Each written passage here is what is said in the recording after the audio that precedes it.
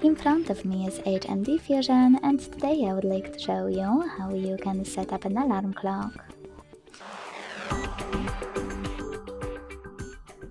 Begin by opening clock and tapping on alarm at the bottom left corner.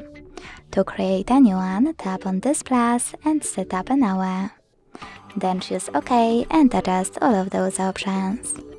At the top, name your alarm and hit OK to save its name. Then pick days of the week.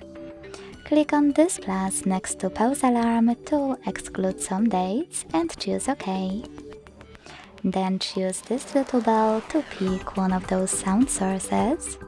Hit add new to pick any song from your device or apply one of those melodies.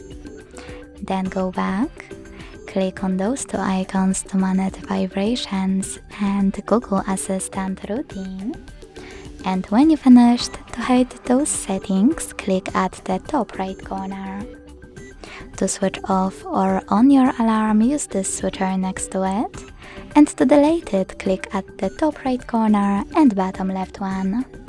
Thanks so much for watching. If you enjoyed this video, leave a like, comment and subscribe. Bye!